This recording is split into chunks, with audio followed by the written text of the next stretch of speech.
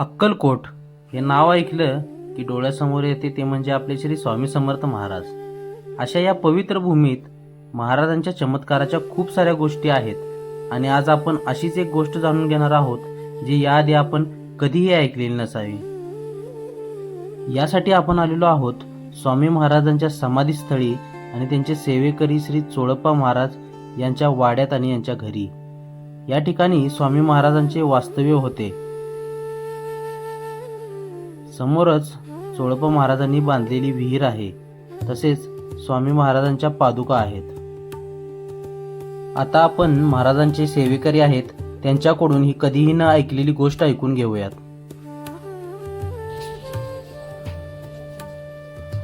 श्री स्वामी समर्थ.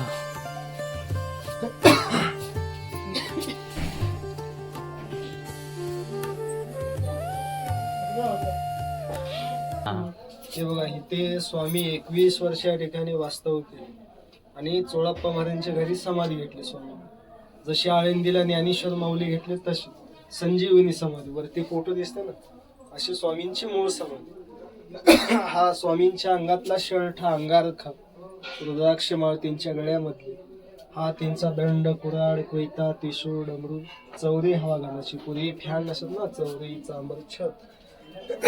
आणि ह्यावाल्या स्वामींच्या मेन्यातील रक्तचंदन पादुका. पूर्वी मोटरसायकल इथे नसायची, पायी प्रवास व्हायचा, ते मेन्यातून स्वामी जायचे गावी.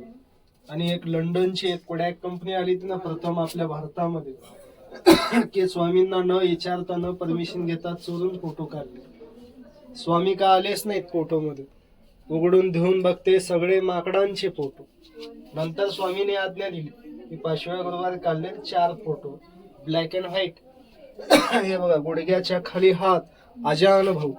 स्वामींची हाईट होती 7.5 फूट आणि ह्या वाड्यात झाली 167 वर्ष. आणि आता जी अंगणामध्ये विहीर पण बघितलं ना, ती चोळप्पा महाराजांनी विहीर खोदली. पाणी लागलं नाही, ती 80 फूट खोल. ती स्वामींनी स्वतःहून लघुशंका केली, तेव्हा घरीला पाणी. श्री स्वामी समर्थ. जय जय स्वामी समर्थ.